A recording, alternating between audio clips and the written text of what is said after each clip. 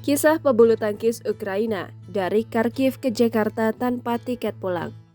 Di tengah laga final Indonesian Open 2022 di Jakarta, ada kisah dari pebulu tangkis Ukraina.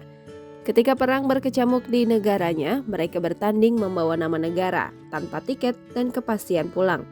Bagi Indonesia, di satu dari hanya 3 turnamen peringkat teratas Super 1000 BWF yang terjadwal pada 2022 ini, kisah sedih hanya sebatas tak ada satupun wakil di babak final.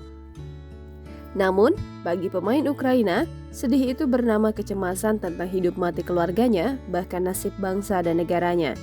Adalah Yelizaveta Zarka dan Maria Stoliarenko, pasangan pebulu tangkis putri dari Kharkiv, Ukraina yang berada di Jakarta sejak turnamen Super 500 Indonesia Masters sepekan sebelum Indonesian Open 2022.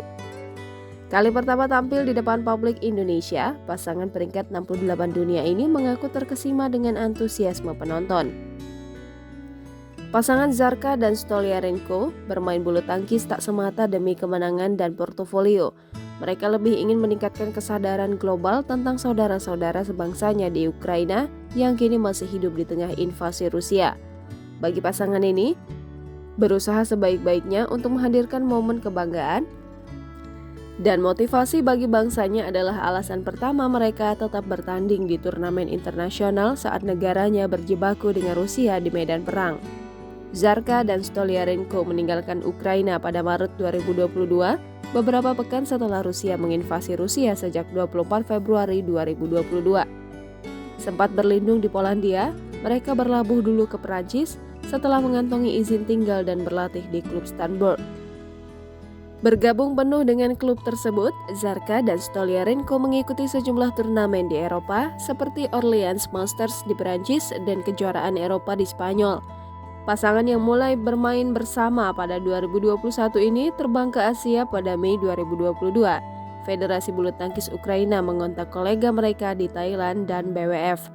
Bertanding di Thailand Open pada bulan itu, mereka takluk di hadapan pasangan nomor 1 dari China, Chen Qingchen dan Jia Yifan.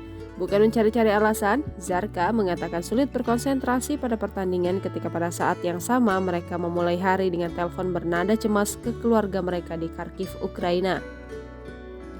Invasi Rusia ke Ukraina, kata Zarka, telah membuat mimpi dan visi masa depan merasa berhenti karena tak ada kepastian kapan perang itu berakhir. Di Indonesia, mereka memang juga tidak sampai menapaki babak-babak penentuan. Namun, tekad mereka tidak selalu surut. Dengan situasi sekarang, mereka ingin setidaknya bisa menembus 40 besar dunia. Selepas dari Indonesia, mereka akan berlaga di Malaysia Open yang dimulai pada 28 Juni 2022.